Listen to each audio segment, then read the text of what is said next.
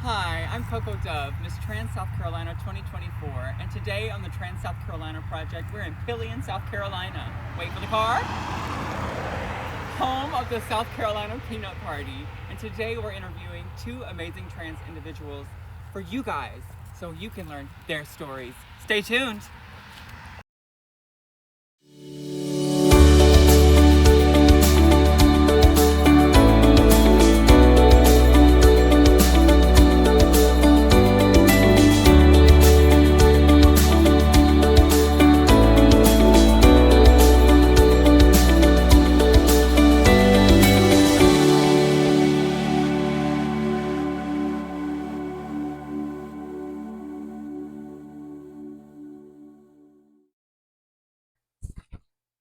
Hello, everyone. Thank you for tuning in to this week's episode. This week, we are meeting two amazing individuals who are near and dear to my heart. We have my husband, August Mancera, and his best friend and my good friend, Christian Wilkins. Hello. T-Rex clap. Yes, T-Rex clown. We'll get more into why you have a T-Rex clap in a minute. Before we start the interview, what we like to do is break the ice. So what we're going to do is a cute little speed round of questions. They're just short, easy questions. Give us one-word answers just to help get the energy flowing. Sound good? You ready? They're not easy. They're not easy. They are I'm easy just questions. kidding. Okay. I'm just kidding. I can't do the way like you just did either. So. All right. First question. What's your favorite color? My favorite color is purple. Green. Green. What's your favorite holiday? Halloween. Halloween. Cop out. What's your favorite food? Sushi. Anything Korean. Oh, damn right. What's your favorite movie? The Nightmare Before Christmas. All right. Any of the Saw movies. You gotta pick one. I gotta pick one. You gotta pick one Saw movie, Christian. I go with Saw 3. I don't watch any of those, but work. Who is your celebrity crush? I know y'all both have many, but you can only pick one. I see the pain in your eyes having to narrow it down to one. Does it have to be like them now or them in the past? Go ahead and say Michelle Rodriguez. It's okay. Well, yeah, Michelle Rodriguez. Okay. But in the past.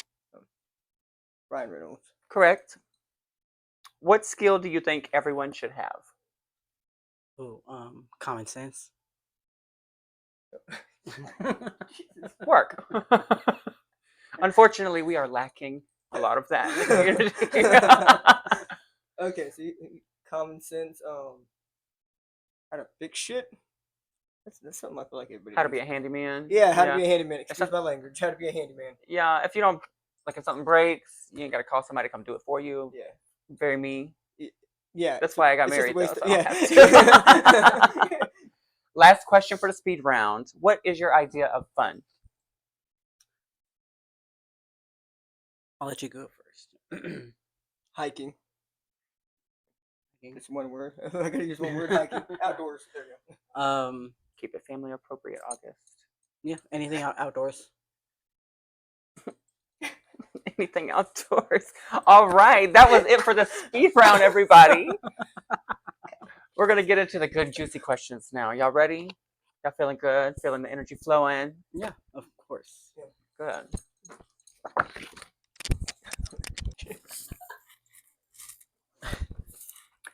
So I know you guys started your transition around the same time, but can you tell us when you started your transition and how you met and all that good stuff? So, the date that I started my transition medically was March 14th, 2016. What date did you start? Look, I don't even remember the date, but I know it's in July. Same Okay. year? Same Yeah, year? same year. Same year. Yeah, Same year. July. But the first time that we met was at a meet and greet when we met Malcolm.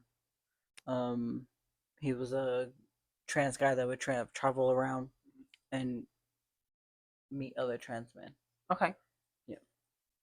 And a lot of people, you know, when we transition, we kind of feel solitary.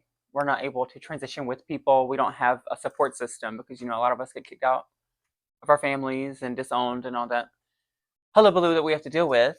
But you guys always had each other during the whole process. So how was that like having somebody to lean on during your transition? I know, I just love the guy, so it was nice. Like he's my brother. He's more than just like a best friend to me. So it's kind of like a brother I always wish I had. So he's he helped me a lot through my transition and stuff like that. So yeah. And I feel the same way.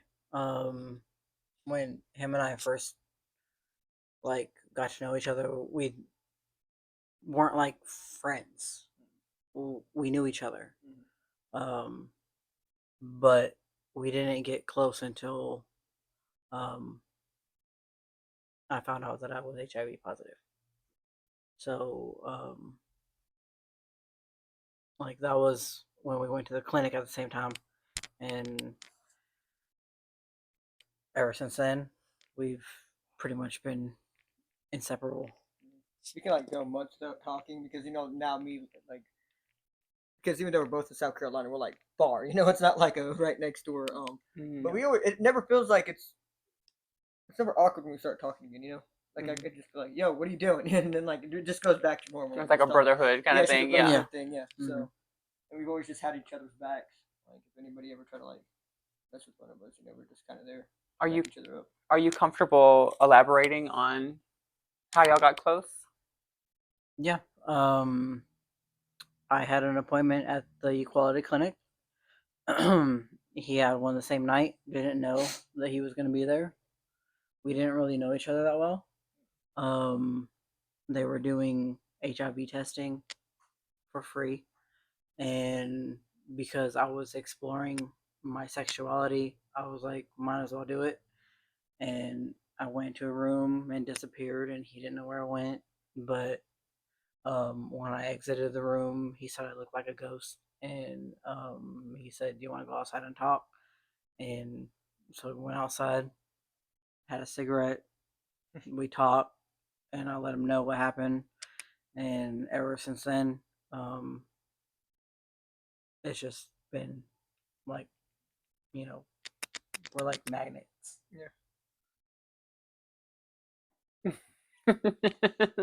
Yeah, no. Didn't mean to get emotional Well, immediately no, in the 'cause interview, and the but thing is too is like Like- it's like I don't know. Well- Our friendship's hard to explain to people because like Well, yeah, how close you are. because Yeah. like one thing is you don't just go and tell some random person, "Hey, I'm Mhm. HIV positive." Like it for me, like it was um more of an emotional thing because like I felt comfortable with him, and to be able to talk to him, to be able to talk to someone that is transitioning just like me, um, it just made me feel comfortable.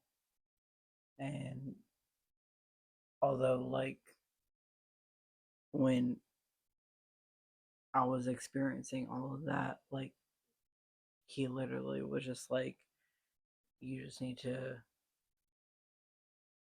What exactly did you say? You were just like, It was more like we just spent a lot of time like because when he first found out, like it wasn't like it was bad. It wasn't like, oh, we just found it, like boom, like his health was really low because of like how far it has gone. And so he was really skinny, and he was just always feeling like crap, and it messed with him mentally too because I remember all the time he'd be like, dude, I'm never gonna find anybody that's gonna love me. He's like, what am I gonna do, man? I'm never gonna find anyone that I can like settle down with because I want to be honest. I don't want to hide this from someone, and so for a long time he went through that trouble of even finding someone because they'd be like, oh yeah, he's attractive, super sweet, yada yada yada, and as soon as he's honest about his status, they would just be like, oh no, ghost you. Yeah. just ghost you, and I had to like because I am so protective of him, because I'm a little bit more religious than August is, like I'm definitely more religious than August is, but so for me, I truly believe that God brought us together because He knew that we needed each other through the struggles and stuff like that. So it literally, anytime he's just feeling down, I'm like, dude, come over to the house, bro. Like he'd stay the night at the house. I had this little wiener dog that had no legs, and he'd be like holding him and stuff like that. Used to go to the Highlander all the time. Like every Wednesday, we go to the Highlander, and I just always try to keep him really busy. You know what I mean, to get his mind off of it. Yeah. And I always told him, I was like, "You're gonna find that person for you," and he did. I did. Yeah. Twas Yeah. me. I just, there's still such a stigma There is. on HIV and all that. There is. Yeah. And it's something we're getting past, and people are allowing themselves to become more educated on it. And I wish more people would allow themselves to be I would say educated. allow Yeah. parentheses Yeah. because people say that they accept, but then they don't really accept. Yeah, it's because they're ignorant to how it works and all They're not that. educated about it. I feel like people don't Yeah. educate themselves enough, Yeah. because I can't even remember who it was, but I don't know, because like somebody was talking and ended up telling people that August had it, which I was like, why are they spreading your shit? Like that's your, excuse me, like that's your business. You know what I Yeah. mean? And so there's times I'd go to the club and they're like, oh, you're really close to August. Like, oh my god, that doesn't like freak you out? And I'm like, what? Like because he has HIV? I was like, dude, like there's medication for it. He's fine. Yeah, they're acting like it's fucking chicken Yeah. pox. I was like, and he's my brother, so like, I Yeah. don't give a damn if he has HIV or not. Like, I'm gonna be there for The him. person if he is needs me. still there. Yeah, you know what I mean? I was like, it's not what you guys are putting it out to be, because somebody was like, well, can you catch it if you use the same toilet? I'm like, no, you can't catch it if you use the same toilet. Like, that's not how this works, Yeah. okay? I was like, and his medication helps him. If you are undetectable, Mm-hmm. you are untransmittable. Mm-hmm. Keep that in mind, everybody. Educate very- yourselves. It's very true. And so that's why I would always just get so mad when people would like say stupid stuff because like man, did we talk about my brother, bro? And y'all have always had that energy no matter what the situation, Yeah. I've noticed. Since I've known y'all. Yeah. Yeah. He definitely handles things in a more calming way. I do. Yeah. And then I'm the one like, you want to mess with my brother, bro? And he's like, oh, we gotta go. Come on. So the beginning of y'all's transition, since y'all essentially started together, how was that process? Like, taking tea for the first time, noticing your facial hair, My little mustache. all of the euphoric stuff that comes with transitioning that we all wait for. You go first, because I got some stuff to say. Okay. For me, I didn't get the body hair that I wanted, but like now it used to bug me a lot, but now it really doesn't because I had like my little lip hair got long and it went in my mouth and it grossed me out. I was just like, eh. So I'm glad I don't grow a lot of facial hair like that now. But I did gain weight from it because when I started tea, I only weighed 95 pounds, and now I'm at 130. So I gained weight from like muscle weight and stuff. And my voice dropped a lot. I really don't like taking shots though, so August used to actually give me my shots. He gives me my shots too. Now my husband gives me my shots, but August used to give me my shots. So yeah. For me, when I started transitioning, I was in a relationship, was supposed to be getting married, but then I decided, I needed to make sure, like, I was doing things for myself, not just settling. And with that relationship, it didn't go well. Thank God. Just kidding. I spent 6 months of my life hiding bruises,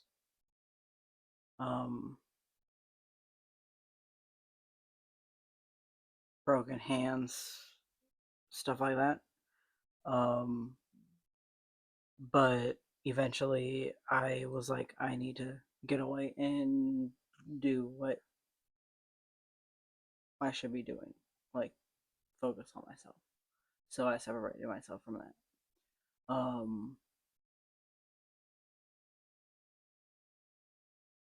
And I don't know if I actually ever told you much about that. You did, but you told me that I can't hit a lady. So Well, yeah. Yeah. Equal rights. Just kidding. We do not condone violence at the Trans South Carolina Project. But yeah, I had a hard time when I started my transition. It was very It wasn't healthy in the slightest, but I got through Yeah, you did. You got a hot wife. Damn. it. What do you think was the highest high of your transition thus far and the lowest low?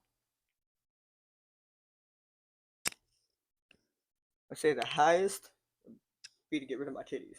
Like I'm glad that these are gone. I feel like it's sore, but I don't know how to explain it. Like my chest is sore, but I'm like so like happy and liberated by it. You know You what I can mean? see the brightness. He Yeah. just got his top surgery I 2 days did. ago, Yeah, that's what I'm everybody. saying. You're not gonna actually see my because you know it's all. We didn't want to reduce the interview to just surgery talk because obviously when trans people are questioned and interviewed, most people only want to know about surgeries and the medical process. So we don't want people to think that is our lives because that's just the small part of our lives. But we're celebrating. Just 2 days ago, he got the biggest surgery of his life. Oh yeah. And he's feeling all the happy vibes. Yeah, no, I definitely. And August had his top surgery not too long ago as well. Back in September. So the day before my birthday. All right. Yep. I would say my lowest low during my transition was being in an abusive relationship.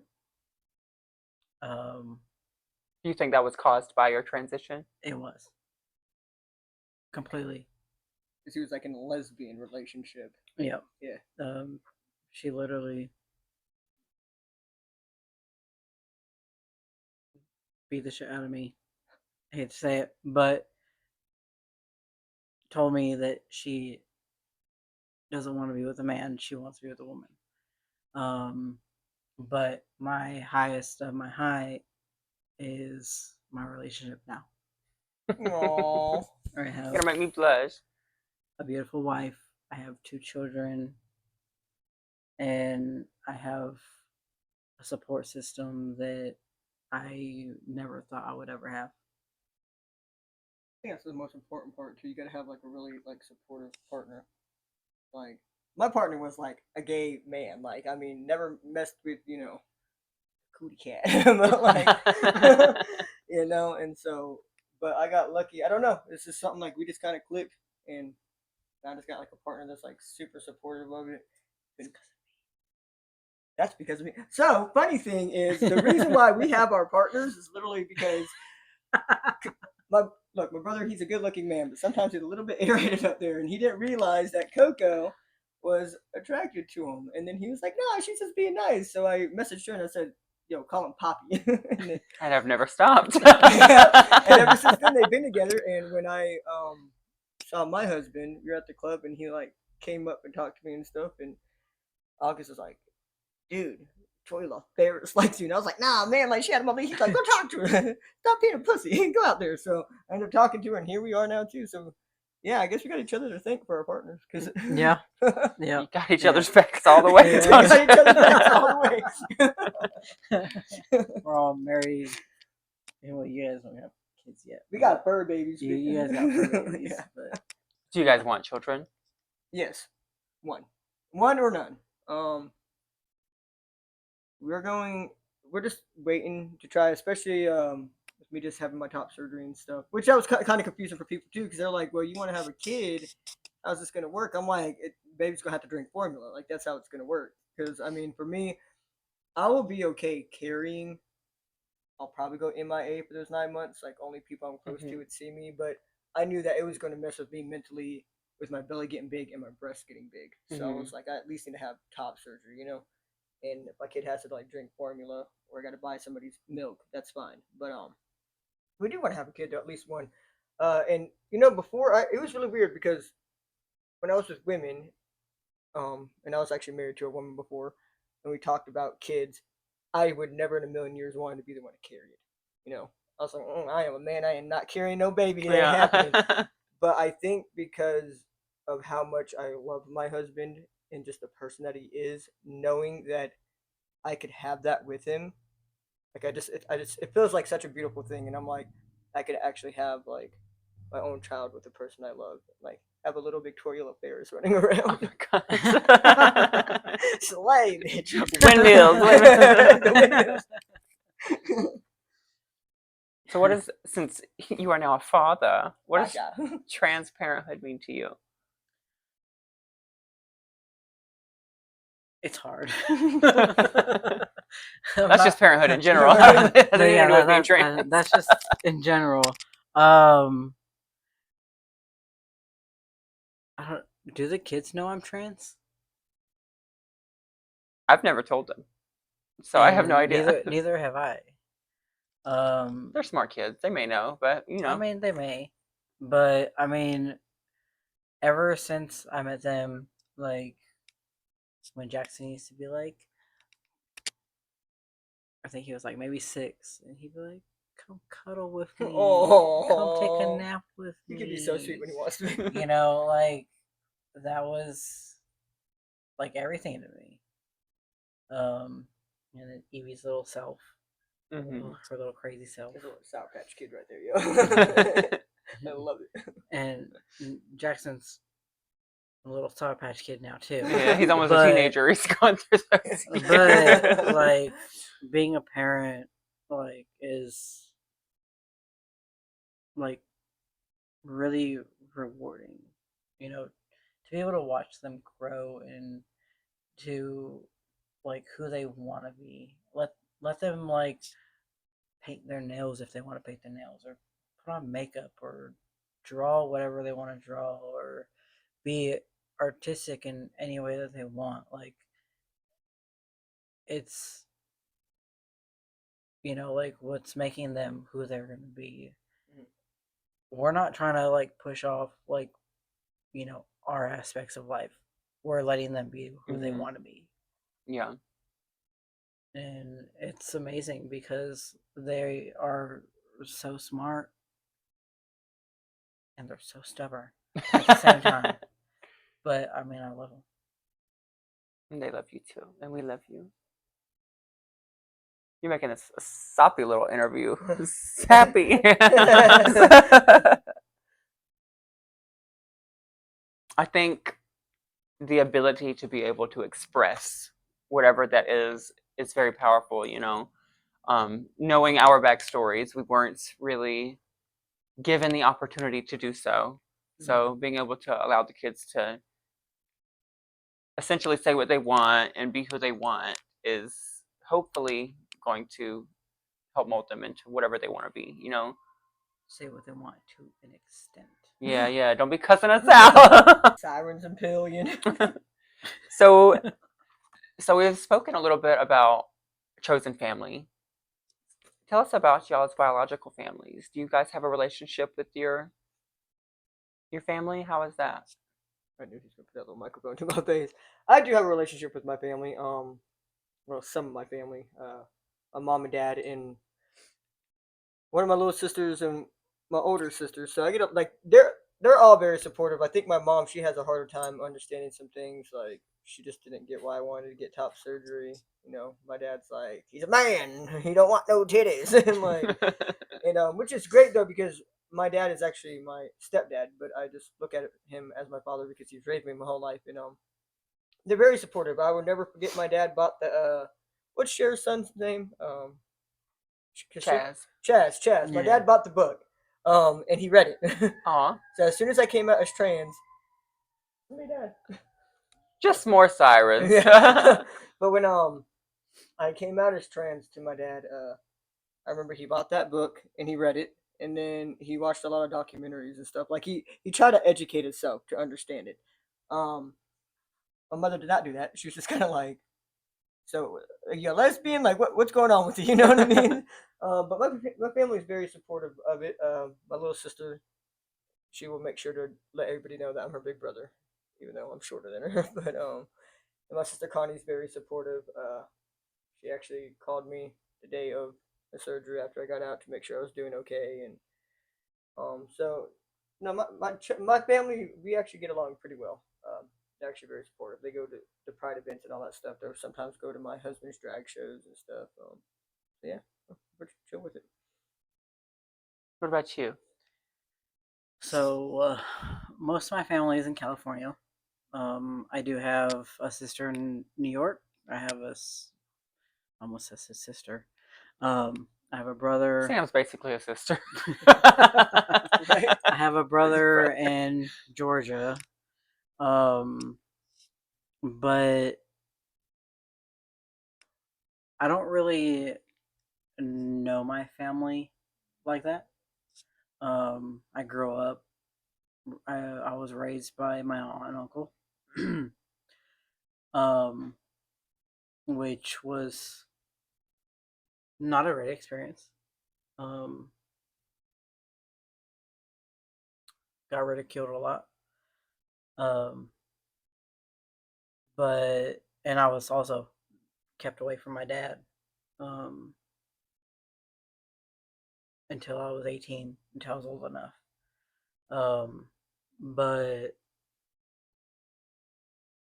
I was able to reconnect with my dad.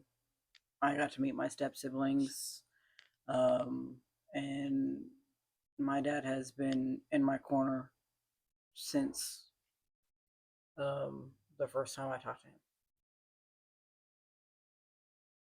How do they feel about your transition? Um, How were they when they knew you as dead name to now? which part of my family? Whichever part you want to talk about. The family that raised me um, hated me. I used to get locked in rooms. Well, my room specifically, and was told to put makeup on my face and do my hair, and I was told to wear more girly clothes, even though I loved sports. Um, and if I didn't do what I was told, I would get in trouble. Um, I'm sure people can elaborate on what getting in trouble means. But when it came to my dad, he had missed so much of my life that, like, any little bit that he could have just to see me and be with me, he was okay with it. He literally told me 3 times in 3 different aspects that no matter who I was going to marry, that he wanted to be there for my wedding. That he accepted me for who I was or am. And even though I'm still trying to build that relationship with him because I was kept away from him so for so long, um, he still is. Where was I at? Sorry, we had to pause for a moment. Christian had to go urinate. So you may finish your part of the story. um, Talking about your dad accepting you no matter who you are and who you were and who you are now. yeah, I mean, my dad. I did. Although I had been really hard on my dad growing up, he has still been by my side ever since I came out to him, um, which I came out to him 3 times. Come waddle back. But he's always been in my corner. I think it's really a blessing that you guys even have the inkling of family that you do have, because a lot of us, a lot of trans people aren't allowed the opportunities to have relationships with their families. We're ostracized and kicked out immediately when we start expressing who we are. And that's just how it is, unfortunately, especially in the Bible Belt. So I think it's amazing that you guys have connections with your families. I think it's really important to have like the certain ones because I know like my biological dad's sister, like her and her daughter and stuff. I guess they told my sister Marissa, they're like, yeah, which I don't mind saying my dead names. My dead name's Jessica, and they were like, yeah, I'm Jessica. Jessica. It's me, Jessica. I'm sorry, I didn't mean to dead name you. I just had to quote them. It's such a good movie though. But no, so like they were telling my sister, they were talking about me at dinner, I guess, because my family lives in Oklahoma. They're like, yeah, Jessica, she got some mental issues, like trying to Mental become a issue. man, blah blah blah, and luckily, my sister Marissa stuck up for me, and she was like, "None of us like y'all, okay? So Work. we just came here because Peepaw said we had you." Like, so they stuck up for me, But I got some family members that aren't for it, but I don't even talk to them like that. So Mhm. like, it's like one of those things like you are so irrelevant. Like Yeah. I don't even care what you think. Those who mind don't matter, and those Yeah, who yeah, matter don't mind. yeah. Yeah. I mean that's a big part of like Hispanic culture is Mm. if anybody is gay or lesbian or anything, it's not talked about. Hmm. It's just brushed under the rug. But for my dad to be willing and open, and some of my family members to be willing and open, it's a big thing. It's amazing. It's good. Yeah. I know you grew up in California. Where did you grow up? So I lived all over because I'm a military brat, but I was Uh-huh. actually born in California. Okay. Look at it. Oxnard. Did you grow up there? No, I didn't grow up in California. I lived there for a while, like when I was younger. Uh-huh. Military that just moves you all over the place. So You were brought up in Georgia, correct? no, No, not that either. No. Oklahoma. Oklahoma, yeah. Okay. So my dad got out of the military for a while.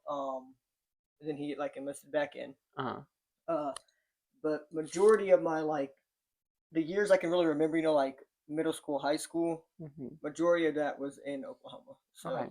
I grew up in Oklahoma, which for me, I'm 34. So when I first came out, I chose to say lesbian because I didn't know nothing about trans. I mean, like Hmm. especially growing up in Oklahoma, nobody talked about stuff like that, So I didn't know that there was I guess a word for it, and so I just always looked like a dude and was like this little country boy living in Oklahoma. Tell us about when you found out what the word trans was. When you found out that it was possible to transition from one gender to another. I saw it in a magazine. So I was actually at a dentist appointment, right? When I was Okay. like 16, I was at a dentist appointment and I saw this magazine and I can't remember what the guy's name was, but I remember he was a trans guy that had red hair and I really liked his pants because there was like a checker print, Hmm. and I was reading it and then it was talking about how he used to be female and I was like, what? Like this dude used to be a chick? No way. Like I was like really like mind blown by it and I was like, that has to be me because I know some trans Hmm. guys that went to like girlier stages, like actually dress like girls and Hmm. stuff like Trying that. to force yourself into Yeah, it. I never Yeah. did that though. I was always Uh-huh. ever since hell, even as far as I can remember, like from the age of 5, I always wanted to wear boy clothes. Yeah. I would always try to use the boys' restroom, and the teachers would call my mom and be like, "Jessica's saying that her name is Jessie, and she's trying to go into the boys' bathroom, and this and that." And so I never went through like a girly stage. There was a time where I tried to dress like a girl just because I didn't want to get picked on as much Uh-huh. because I always looked like a boy. I always had short hair. I remember I chopped my own hair off when I was like 7, and my mom was like, "We're gonna have to give you a bowl cut. There's nothing to fix this." So, You're like, yeah, The bowl cut. yeah. And ever since then, like my hair was just always short, and because of us moving around so much, I would actually I started going by my middle name, Cris, uh-huh. because I was like, well, we're moving around a lot. I can just say I'm a guy, and nobody has to know. You know what I mean? And I would do that, and that's what I did. And the teachers would tell, like, the principal would tell the teachers, "Hey, she likes to go by Chris," and I would just go by Chris, and everybody would always just think I was like a guy, unless I went to one school where they separated everyone, like boys with Unless the they boys. outed you. Yeah. So in McAllister, Oklahoma, they have the middle school is separated by gender. So all the girls are in class together and all the boys are in class together. And that's how I got clocked real quick though, because like, That is so whack. yeah, no, and I was loving it though, because you know what? I was like fresh meat to all these girls. They were looking in the window like, "Oh, who's the little city boy?" And then I walked into the girls' classroom and they're like, Never mind. "Why is this boy in this classroom?" So yeah, I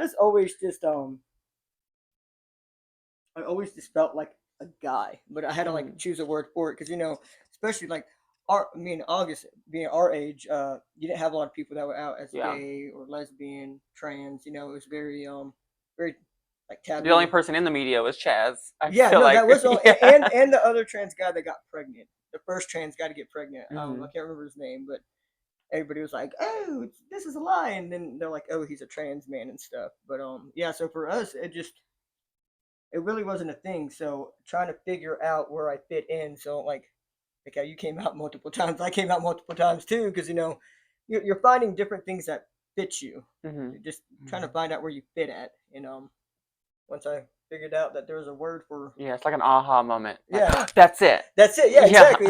Because Yeah. we always knew. Because like the lesbian part just didn't fit. I was Uh-huh. like, okay, like I like girls, but I was like, I don't feel like a girl though. I'm Mhm. like, Trust, when I was younger, I was like, everybody keeps calling me gay, but I promise I'm not gay. I'm not gay. I'm a woman. yeah, right. It's one of those Yeah. things. It's like it's if you don't go through it, it's hard for you to understand. But when you Mhm. do go through it, like I think that's why I love having like the chosen family that's part of our Mhm. community.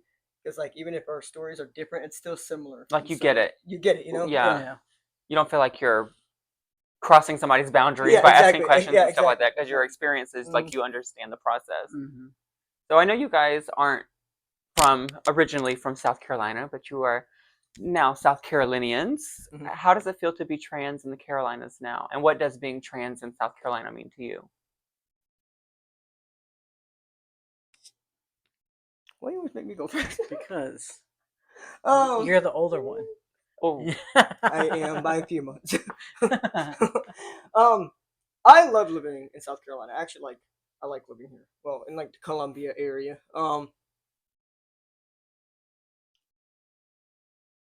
Trying to think. I mean, it's not terrible. I mean, there are like some people. I don't get any hate for being trans because I am finally like passable. It's more of I get more hate for like being a gay man because hmm I'm with a man. So there have been instances where my husband had to like pull me aside because I was ready to whoop somebody's ass in Walmart. But that's the only thing I've really dealt with. I have a great support system here, like whether it's like straight friends that are just allies for me, or like the gay people that I met here or the trans people I met here. And I think it's a beautiful state too. It's just I feel like we're kind of backwards on some things. hmm We definitely need to like move forward. I think they are so stuck on stuff that is just kind of irrelevant now. And this is the Bible Belt. I can say for myself, I guess, more spiritual. I believe in God, and I believe in Jesus Christ, and that He died for our sins and stuff like that. And I feel, and it kind of makes me sad with how the South is because, in a sense, they make God sound like an asshole. They're picking out bits and They're pieces that they picking out want to bits and hear, pieces, not all of it. and I'm Yeah. like, you guys want so badly for people to believe in Him, yet you guys are pushing Him away because who's going to want to believe in somebody that you're like, oh, you're gonna go to hell Telling for this and everybody that. that Yeah, he hates you. Yeah. yeah, and it's like each time you read the Bible, it's gonna be seen differently. So hmm you're gonna understand it in a different way. So like I think the easiest thing we can do as people, if you want to go like biblical about it, is just love one another and respect each other because at the end of the day, it's not any of our places to judge one another. You know what I hmm mean? Like just respect each other. Because like you said, I think people like to pick out certain bits and pieces hmm of the Bible, and I'm like, well, if we're gonna get technical about it, then like you don't need to be having like no piercings. You should never got divorced. You should never wear this. Like I was like, and Jesus loved everyone that nobody liked. Just saying, okay? He was friends with prostitutes, alcoholics, everyone. Like, and he saw the goodness in it. So I think that's where I just get a little frustrated with South Carolina, is because of the South being a Bible Belt. Um, they like to like shove the religion too much, hmm And I'm like, if you're gonna Keep your religion out of our legislation. yeah, Believe in whatever you want to believe in. exactly. Don't put it in legislation. I think see, I agree with that, and I definitely agree with that because it's like if we're not hurting anybody, like what's the problem? Yeah. And you should be able to be a transparent and be able to walk with your kids and stuff like that. I think that's what really bugged me was seeing the issues that you went through Yeah. and being such good friends with y'all.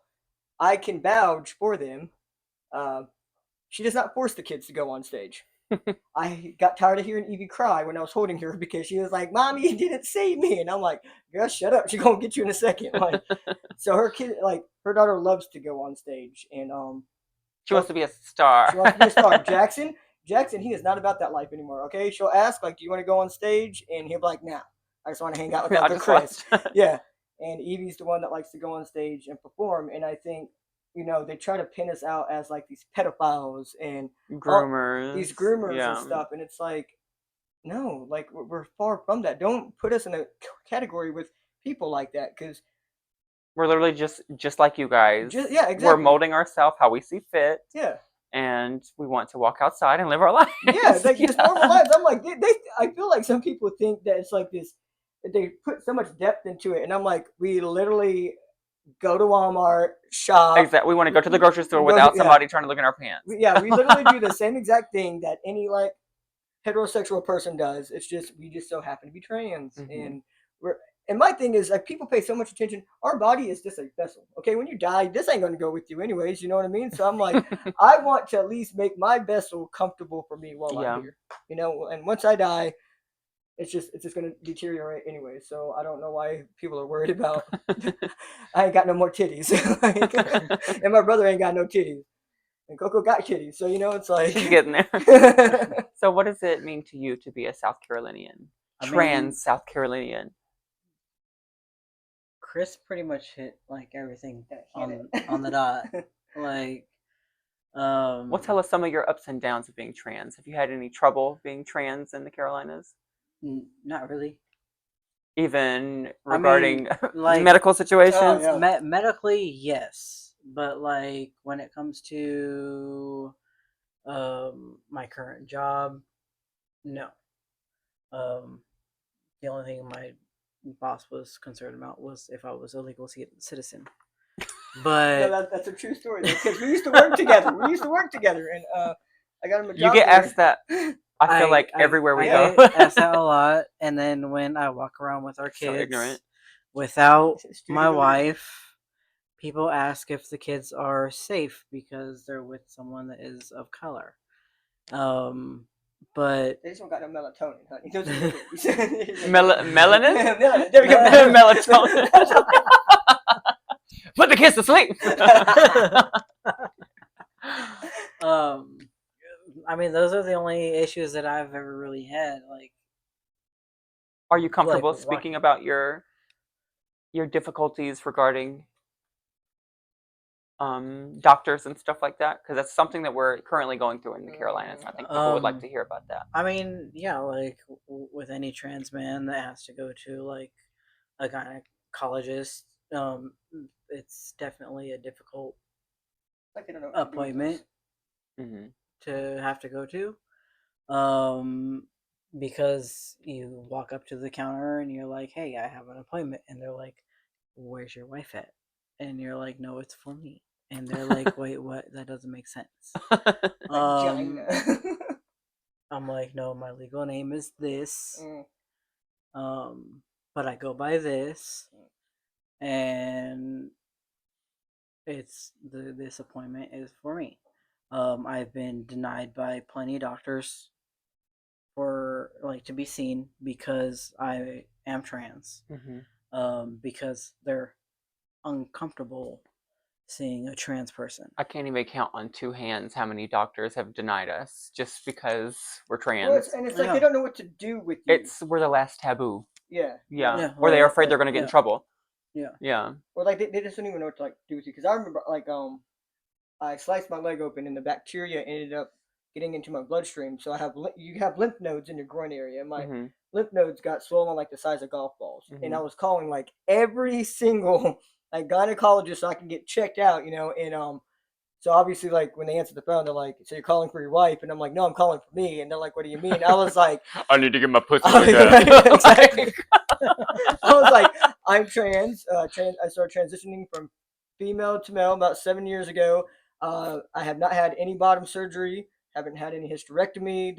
And this is before my top surgery. You know, I was like, the only thing I'm on is testosterone. That's it. Like the uterus is still there, and yeah, all of them said the same thing. They're like, well, we just don't know how to take care of you. And I'm like, you're just looking at a vagina. What do you mean? Same parts. It's like, it's the same parts. Like, I just need you to look at my badge. Just above the neck has hair. Don't look at that. Yeah, exactly. I'm like, can you just check my stuff out? Because, like, I got these painful lymph nodes. And it sucked, though, because, and we were still working together. And I was in a lot of pain. And I couldn't crawl and stuff like that. And I literally had to wait 5 months so I can go to the free clinic that gives us our testosterone and stuff. And luckily, the doctor there, like, he checked me out, and he's like, God, like, he was like, this is bad. I was like on 4 different antibiotics Mm-hmm. because he was like, you have this terrible infection, and he was like, it came from whenever you cut your leg, and you got that. It's trying to find somewhere to release itself, and it could have been taken care of a lot sooner if the doctors didn't like just go so into depth, like, oh, well, if Yeah. you're a trans Yeah. man, it's like those parts are still there, and I can say that's a big reason why when I lived in Georgia, they let me have male on my ID when I got my name changed. When I moved to South Carolina, they made me put female back on my ID because I guess you have to go to court for that Yeah. too.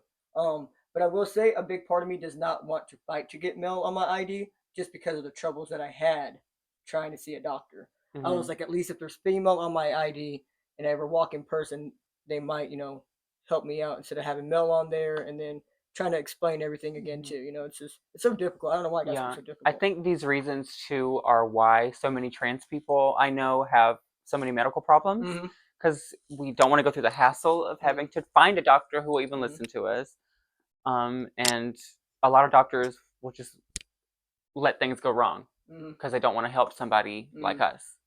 So I think we need to normalize doctors educating themselves regarding trans medical practices. I mean, like, you still got like the anatomy stuff of like that you were born with, like it's not going to be different, I mean, I guess I could see where the only thing that's different is, when you take testosterone, once you've been on it for a long time, like you don't have a period anymore, like it stops you from having a period, but like. Yeah, but that doesn't stop you from getting HPV. Yeah, like you still get all the same stuff, cervical cancer or anything, unless you have a full hysterectomy. Yeah. So it's all still the same though, like it doesn't. Other than that, like you're not having a period anymore. But the thing is, there's some females that take a certain birth control that keeps them from having a period. So I'm like, what's the issue? Like it's the same exact thing that's going on. I'm gonna go back to hysterectomy. August got his hysterectomy a while back, and that was such a process because we had it scheduled and we were there the day of the surgery. We went through all the prep. We're sitting there getting ready, and then the doctor comes in and says, "We're gonna have to reschedule you because a woman had to get a hysterectomy before you." Yeah, we had to wait months after to actually get the surgery because they like it's a boy card and everything. Yeah. The balloons, and we had to reschedule because a cis woman had to get her hysterectomy first, even though he already went through the entire process of getting accepted and I had all the blood work done, all that good stuff. 3 letters of recommendation. Mm-hmm. I had an ultrasound showing that my uterus was riddled in cysts. Cysts, literally had cancerous cysts in his uterus. But he had to wait because the cis woman had to get hers first. And that's not even nothing to do with your transition. That was just like you medically needed that going. Like but luckily the doctor, the surgeon that I had, that wrote me my letter, was the one that advocated for me. Yeah, she fought for it. She was great. She fought for me so hard, although she couldn't give me my uterus. But he wanted to keep it in a jar. Dude, I wanted to keep my titties in a jar, but that Oh didn't my happen. God. I wanted to keep my titties too, but it would have been a very little jar. Yeah. Oh my God! We put both of our titties in a jar together and make like an actual full cup. So, just out of curiosity, what do you guys think is the biggest misconception that people have about what trans is, specifically people in the South?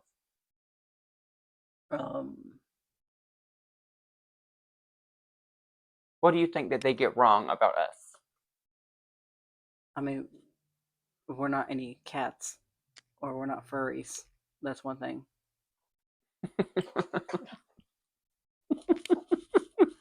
I mean, it's in the news. They're comparing us to furries and cats. Let me elaborate. In the South Carolina State House, there is an anti-trans medical bill that is being talked about and voted on and all that good stuff.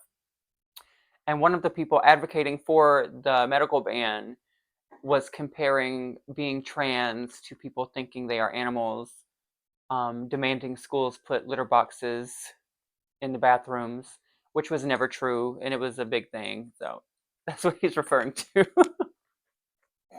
Oh yeah. I don't know. You got anything to say about that? I can actually. I can probably like bounce off. Okay. What you said. Yeah. No. So I was being too literal. Sorry. No, he was pretty on the nose. That was good. When I met, well, you guys know JC. So our friend JC, her dad didn't really understand trans people, and we met, we didn't tell him I was trans. JC was like, just let me tell him after you guys hang out. She was like, 'cause I want my dad to see like how like just normal you The guys are. normalcy, Yeah, yeah. yeah. And so like I was drinking beer with her dad. We were talking all night, and then I guess she asked her dad. She's like, "So you like Christian?" He was like, "Oh yeah, he's a real nice young man." Blah blah blah. She's like, "Well, he's trans," and like it just kind. I guess it's hit Brian was just like.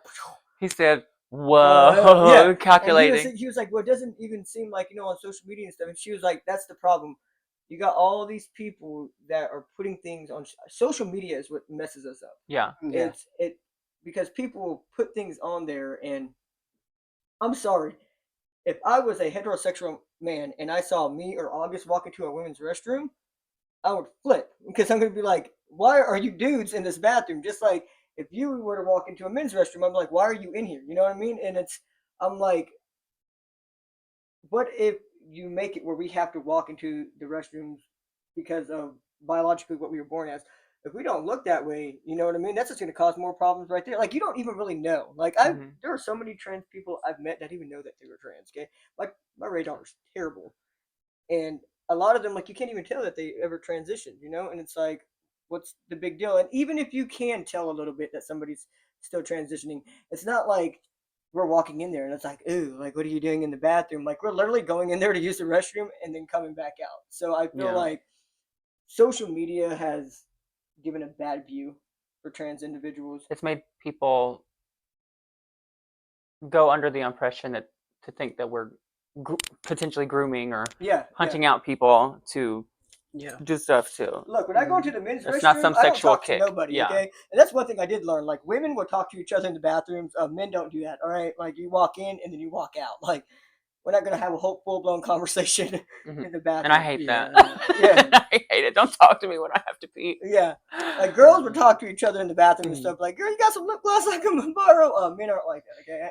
I ain't got no lip gloss for you. Mhm. I got to go. So, I feel like people, they just pay too much attention to, like, the social media stuff. Because you got a lot of those trolls that will make up Mhm. stuff. Yeah. And just kind of makes us look like these terrible people. In all reality, like I like to say that me being trans is the least interesting thing about me. Mhm. It's something about me, but it's the least interesting thing. There's so Yes. much more we can talk about. Yeah. And I think when people find out somebody's trans, that's like all they think about. They're like, oh, trans. Yeah. Like that's the only thing about you. Like, no, I'm also an artist. No, that's I'm also a no, I get performer. that, Yeah. Yeah, no, that's very Yeah. true though. They fetishize us too, though. It's weird. Like Yeah. they, get They fetishized a think lot, it's too. they think it's yeah. some sexual kink. Yeah. When most trans people I know actually aren't sexual at all. Most trans people I know are asexual. The hormones kill the libido. Kill Like, the libido. We're just trying to live. One thing I could put out there is that like probably about 7 years back, no, 8 years back when I first started transitioning, I was working in a manufacturing plant. Mhm. I went to my boss, which was the CEO of the company, and I let him know that I am starting to medically transition. Mhm. And he was super nice in the meeting that I had with him. But then a couple days later, about 150 people from the plant, we all had a meeting, and they had a slideshow of how we should tolerate people that are trans in the workplace. Tolerate. And when I went into this meeting, didn't know what was going on until I started seeing these slides, and I was like, this is about me. And like, This is how we deal with the situation. yeah, Like it's a situation at all. yeah. And Loud, my dude. Like, this is how you deal with Yeah. a situation. You mind your own Like, business. Right? like Yeah. I went to him in confidence, but then he told the whole factory that I was transitioning. And ever since then, done that. like everybody at work would just stare at me and look at me differently and be like, "Oh, a woman can't do a man's job." Yeah. I can definitely relate to that. When I started transitioning medically, I was working at Walmart. And I told my manager, hey, I'm gonna start living this way now. I just got my laser done. I'm about to start hormones, all this stuff. And they told me, you can't work for Walmart if you're going to be doing that. Like, you can't just be a girl on the clock. And I said, okay. I quit the next day. Yeah. So I never it's had problem with crazy. like the boss people. It was like some people that I worked with, you Yeah. know, that were trying to start some stuff, and That was back before we could even do anything. There were no discrimination yeah, laws or anything like Yeah. that. yeah. I had a girl that she would always be like, "Girl, where you think you going, girl?" And I'm just like, "You're not saying it in the funny gay way. Like you're saying it to be like hateful. Yeah. Like I'd go to use a men's restroom and stuff. And my thing is she's like, well, why? Because I wasn't passable yet, but my ID was changed and my ID said male, so I needed to use the men's restroom. Passable. Yeah, Passable, you know, but like I had to use the men's restroom because like if they ask me for my ID, it says male on there. You know what I mean? So, and she would always just like say hateful things, and Nobody is going into the restroom trying to mess with anybody else. They are trying to go piss and shit. no, that's true. Let though, us and I'm piss like, and shit. oh, there's been times. Yeah. So God, this really shows like how fucking close we are, though, dude. So we worked together at a place called FL FL Schmidt. Schmidt, yeah, and there's a guy one time that I guess asked August, he's like, "Why do you always sit down when you pee?" You remember that? That guy asked him, Yeah. and I They're told, just observing you piss. yeah, Yep. and me and August like told the guy, I was like, my brother has massive diarrhea all the time. He just sit down. He got stomach problems. Yeah, no, so it was really weird though because he told me like he was like this guy like was watching me or something, Bubby. He was like he asked me why do I always sit down when I Yeah. pee. I'm like, why? Why does it matter? Like, why are you like, why is somebody paying attention to someone sitting? You know what I mean? Like, Yeah. you got to be like looking to stand there, looking at their feet. I guess I don't know. That's kind of weird though. So I told everybody my brother Look has under the diarrhea. stall. Oh, they're sitting down. I told everybody he has severe diarrhea. Creeps. Well, we're coming close to an end to the interview, and I would like to ask you guys if you would scratch that. Hang on, reverse, cut, action. We're coming close to an end for the interview. You guys have done really great, but before we go, I'd like to ask you guys to give a message to any trans youth that may be watching this, even though they probably shouldn't have been watching because you guys say a lot of bad words. That wasn't me. That was August. What message would you like to send? I would say it's not gonna be easy. It's gonna be very hard. It's gonna take time for the world to change, but just put yourself around positive people, people that love and care about you. Don't ever give up. For me personally, I would say get yourself a psychiatrist. Not because oh I don't think you're trans, but it's a simple fact that when you do start actually going through the medical process of transitioning, there are going to be highs and lows. Hmm. You might not see Everybody needs a therapist. yeah, everybody No needs a matter, therapist. yeah. Like you might, because the thing is, like for me, I wanted to be super hairy, and that it just wasn't in the cards. It wasn't in the cards for me. It wasn't, you know. Like my mom's Asian, and your hair genes comes from your mother's side, so you might not get what you want out of your transition. So I think it's really important though that you speak to somebody that you can just kind of vent to about these things, because when you try to do it by yourself, you can sometimes end up really falling into like hardcore depression, and yeah, and just stay strong, you know. Just believe in yourself. You're gonna be okay. What about you? Yeah. I mean, I completely agree with Chris. I would say though, when it comes to transitioning, this isn't an easy choice. Like, you know who you are, Mhm. but the fact of when you start medically transitioning, being female to male, when you start hormones, what changes on your body will never go back. Yeah, you can't reverse it. So if you ever have that like question of maybe I'm not, you really need to think about. Mm-hmm. Yeah, it's okay to be patient. It's okay to be Yeah, patient. You need to think about what you're possibly going to be doing to your body, because this facial hair will never go away. This voice will never go away. My body structure, Never how my shoulders have widened, my feet got have that my wide back. people like to say your feet don't grow, but your feet grow. Oh, they do. Things grow. Things grow. Stupid. You just need to make sure that you are 100% sure, and make sure that you do it properly Mhm. and safe. Don't be going to the black market for your stuff. Okay, don't do that. And always have a support system. If for some reason your parents don't have a support system, find people that will support you. Find your tribe. Yeah, people that will take care of you And they're out in there. the long run. They're out there. Because I didn't have that until I met this little knucklehead over here.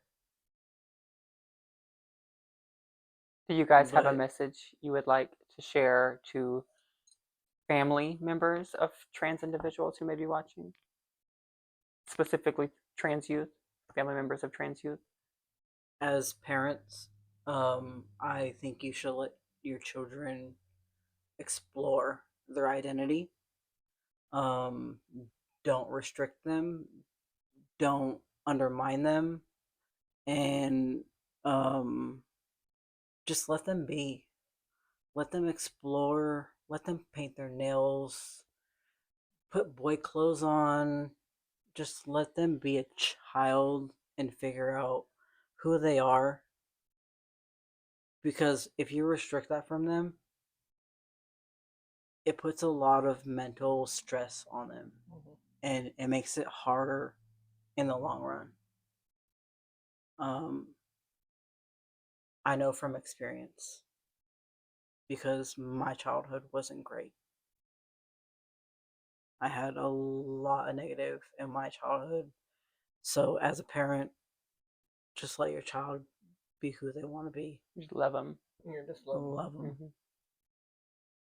And if anybody tells you that you're raising your child wrong, don't mind them any. Don't let them like make you feel less as a parent, because it's your child, it's not theirs. Do you have a message for any legislators that may be watching this, making these anti-trans laws? Well, I'll keep it Be like PG. Chanel, sling blade. Right? No, Just I think the thing is though, like honestly, I